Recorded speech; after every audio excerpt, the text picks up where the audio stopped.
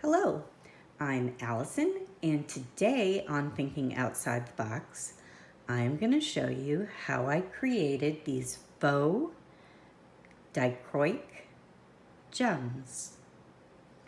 They are really fun to make, and believe it or not, super duper easy.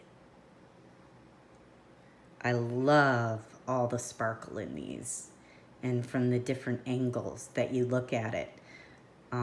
Sometimes people even think that they look like black opals, but to me, they look like dichroic. They are faceted, and I will show you exactly how to make them and exactly what's needed to create them. So let me get set up and I'll be right back. Here are the supplies that you will need to create the gems. And the first thing you need is some UV resin. You can use a 2-part epoxy resin. However, I suggest UV because it is quick curing and doesn't give time for the inclusions to fall to the bottom. So my suggestion is any type of UV resin. This is the one I used in this tutorial. A mold, and this is a faceted gemstone mold, and it's clear. When you're working with UV resin, you want to have a clear mold. I will show you links for all of these, or I'll post links for all of these in the description below this video. This is a little silicone bowl, and I get these through TKB Trading, and I'll post a link for those as well. And the magic is in these Holographic Mylar Flakes. These little flakes are scrumptious. They come in all different colors, and if you notice, they have an AB Aurora Borealis finish to them. And that is what produces your magic. So that is the magical ingredient to these. You're also going to need a black Sharpie.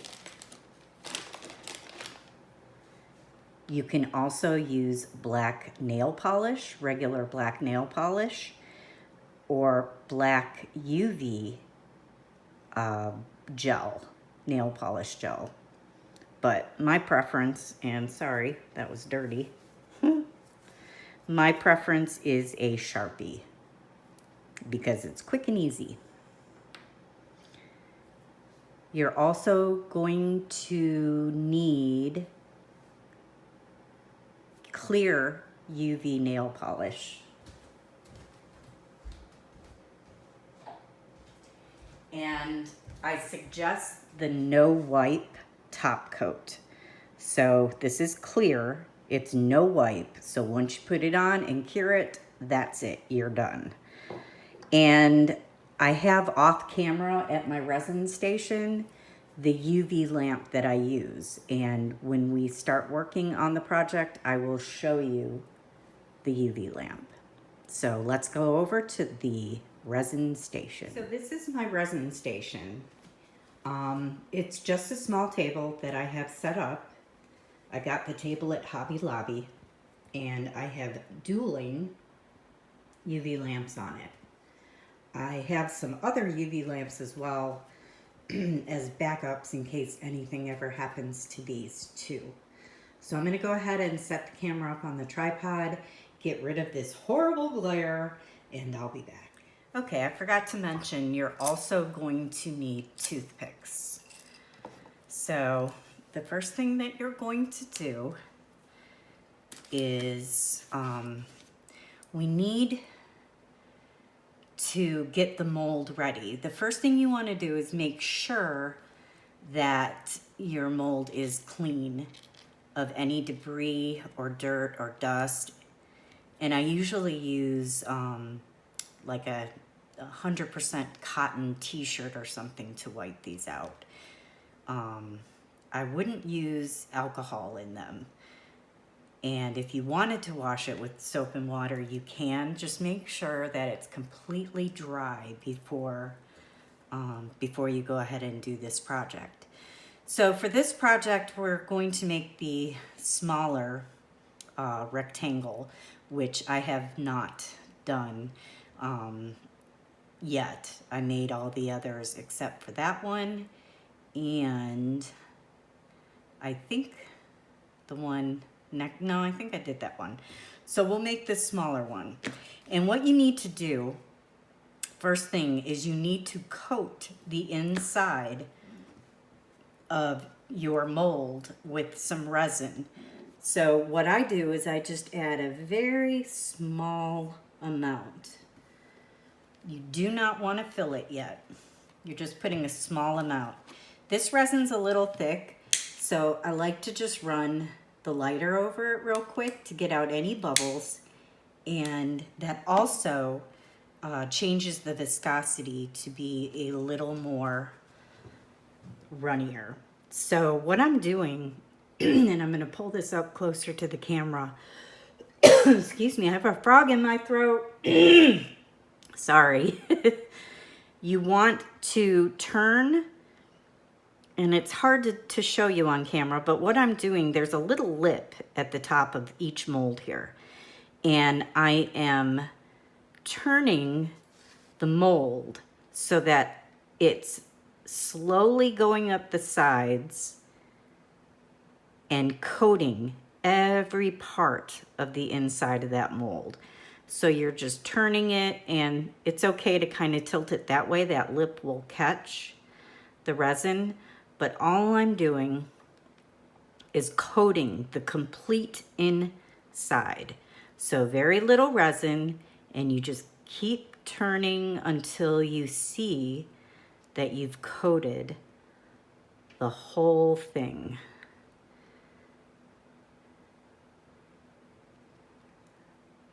And then you put it into your UV lamp. And this is a very quick resin, so it doesn't take that long to cure it. The reason I coated the complete inside of the mold is because when you put your inclusions in, if you don't coat it, some of them could be sitting right at the very top of the mold. And, you know, it just won't look right. You want it to look like everything is inside. So if a piece of this Mylar is touching that part without coating it, it will just be a piece of Mylar up there, if that makes any sense. So what you're doing is, once you do this, you will be encapsulating everything into the inside of that mold. So that should be plenty. So now the complete inside has one thin coat of resin. And you know what? No, I'm not going to keep it in the lamp. We're going to go ahead and put this aside, and we're going to work on the next thing. And that is putting some resin in a bowl. And I'm only going to use a little because I'm only making one mold. If you wanted to go ahead and make all of these in one shot, that's great. That's what I did the first time around, except I missed that one. You're going to want to go ahead and coat each one. It doesn't take that long. It's a very important step. So just like I did with this one, you will do with all the others. And then you will move on to this step that I'm going to show you now. And you'll add more resin into your bowl. So I'm going to add some resin.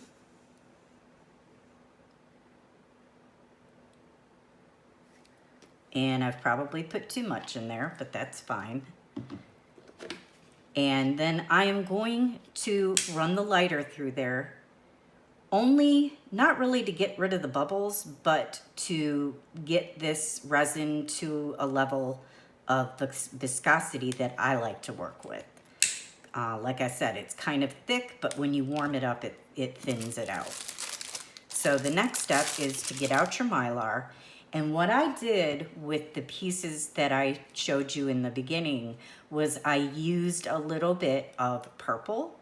I used a little bit of this pink. I used some of this blue, this green, and some of the clear Aurora Borealis Mylar. So to do that, you just simply open up. I love these little, this little storage thing. This is so cute, and it really keeps them all together. So you're gonna put some into your resin, and because we're using several different colors, I'm not gonna dump a bunch in there. And then my next one is purple.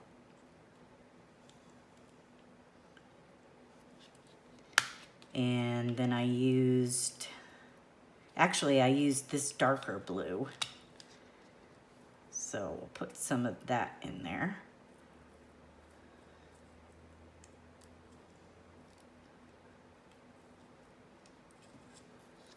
And some pink.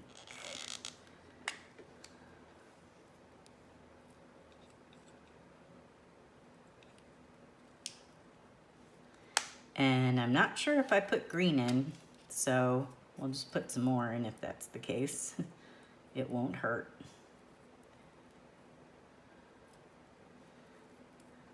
All right, now all you're going to do is you're going to mix this up. And that gets every piece of the Mylar coated. And it will be kind of a clump, and that's fine.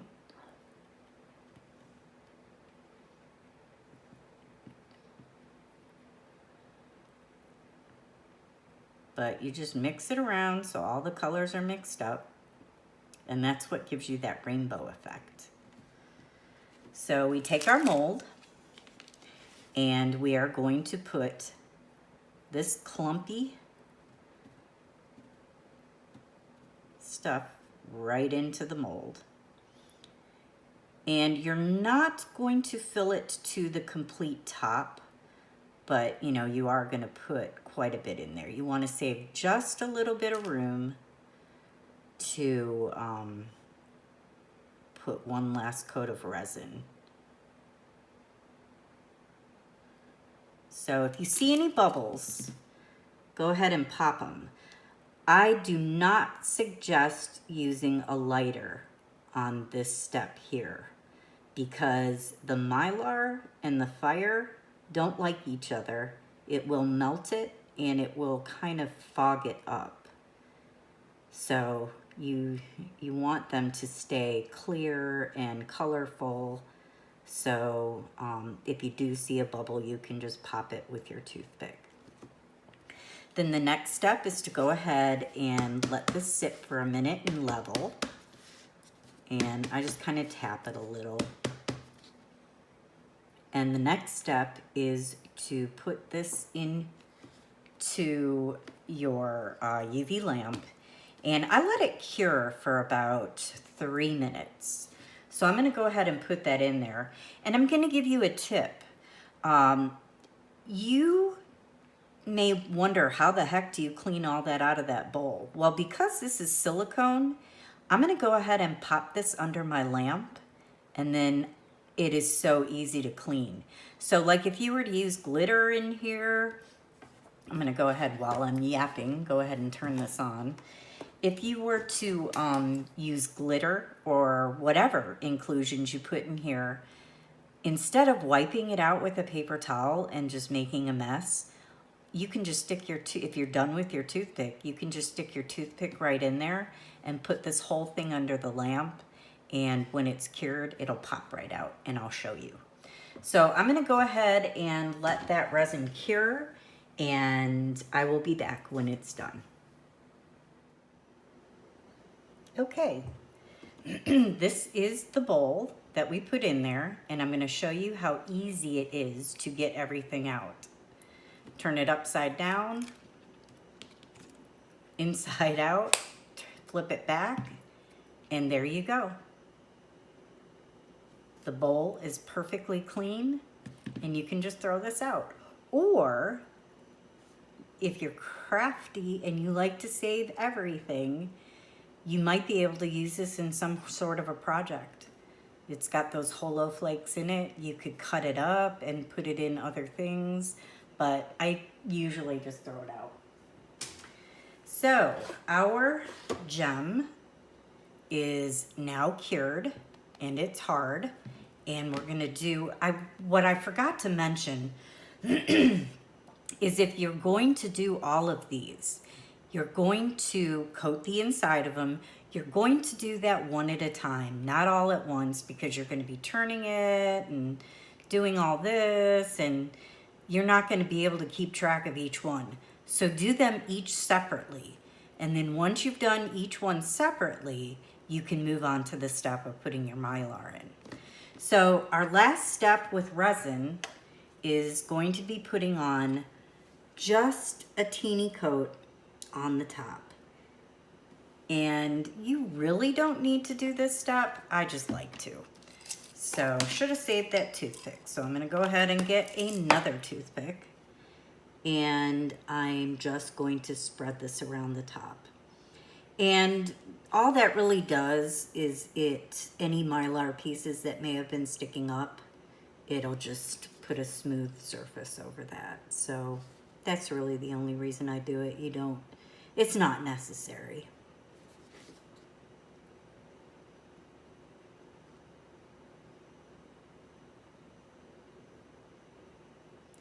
So you just make sure that's smoothed out, and then you can take a lighter to it at this step, and it will not hurt that Mylar because it's encapsulated into the resin. All right, that looks good. I'm gonna go ahead and pop that under my lamp for about 2 minutes, and we will move on to the next step. Okay, our gem is completely cured now, and we're gonna go ahead and demold it. And you just kind of pull away at the edges, and it pops right out, leaving your mold nice and perfect. Now you'll see that this is very pretty on its own, and you can use it like that. But I want to show you when you put this to a black background, you have a totally different look. This is without the black background and with. And your colors just kind of pop. Any empty spaces where there's no Mylar, you're going to get that black coming through. So the next step is we need to trim all these little edges off, and that's really simple. I just take a little pair of scissors and I go along the edge and I cut those little thin pieces right off. They come right off, no problem.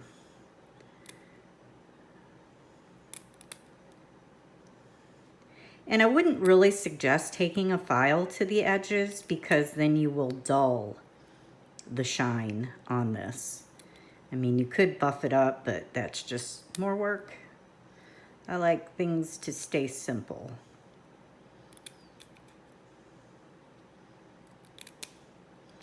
And you just go along until you're happy with how your edges look. And I am happy with how they look. So this is your finished product. Now what I'm going to do is I am going to, if I were to, you can use these with polymer clay. And I'm actually going to show a video on Friday of how I added one of these gems. And let me go get my piece, if I can find it. How I added one of those gems into my work. And this will be Friday's video. This is what I called an old world medallion. And I have not finished the backside yet. I'm going to put a hidden veil on the back and turn this into a pendant for a necklace. But this little gem here is exactly how we created the one today. So that will be Friday's tutorial. Now, what we need to do, if you are going to use this with polymer clay, you don't even need to put black on the background if you're going to use black clay. You can leave it just as is. But I'm going to show you what I do because I like to have a lot of these on hand and I never know what I'm going to use them for. So I just go ahead and put the black background on now. Like I said, you can use black nail polish, which takes a while to dry. You can use black UV gel polish, no wipe, which, you know, doesn't take that long to dry. Or you can use a Sharpie. And let me go ahead and zoom in and show you exactly how I do this. So you take your gem and you turn it over. And you're going to take the edge of the Sharpie and you're just going to go ahead and color it. Color the whole back side. And this dries very, very quickly. And you just do that all the way around, taking the edge of the marker. And the reason I use the edge is just because it's a broader part of the marker, so the coloring part goes a lot quicker. And you're just doing this on the back side. And you can go ahead and put another coat on. It's best to wait for that to dry, and like I said, it dries very quickly before you add another coat. Otherwise, the second coat takes away from the first. I don't know if you've ever used if it's wet, you've used a Sharpie on something plastic.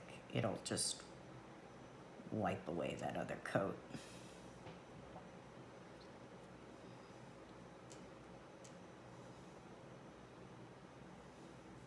Like it did right there. Okay, so we're just gonna let that dry real quick so we can move on to our next step.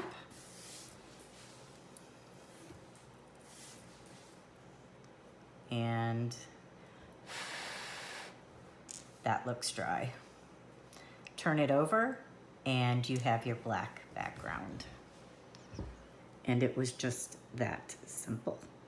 Don't you love simple? I sure do. All right, so our next step, I am going to put our little gem, and another thing I like about these TKB silicone bowls is you can put things on them to keep them flat and pop that whole thing into your UV lamp. So we're gonna take some of our no wipe top coat, and you don't need to do this step, but I like to do it because it'll seal the Sharpie on there. And I just take the brush and coat the back of this. Well, let me pick this up and do it on a flatter surface. And that's gonna seal in the black.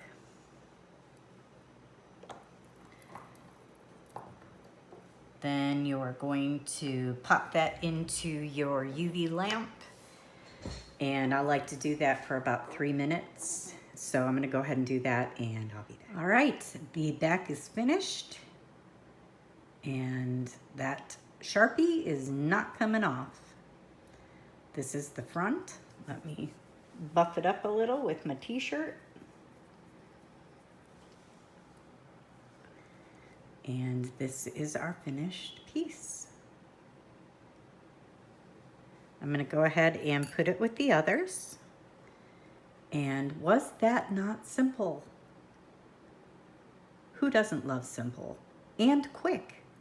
And you can use these for wire wrapping, for whatever your brain can come up with. You can use them, incorporate them into your polymer clay pieces, like the one that I showed you earlier. And that is it. It's that simple. So let me zoom out a little bit. And I wanted to let you know that there is going to be a giveaway with this tutorial. Yay! Who doesn't love a giveaway? RJCrafts has been gracious enough to donate 2 of these packs of the Mylar Flakes for this giveaway.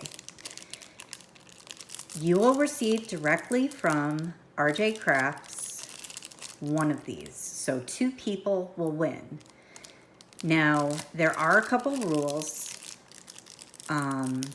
First of all, it's open, I'm sorry, to USA residents only. I'm sorry, people. Shipping international is super expensive. So a lot of people, you know, they like to stick to just USA if they're based in USA. So I'm sorry about that. But the good news is she does ship international. So if you wanted to get your hands on some of these, just go to rjcrafts.com and she has these listed in her shop. So the rules to the giveaway are the usual. Please like, comment, and subscribe to my channel. And the giveaway will be on 2 weeks from today.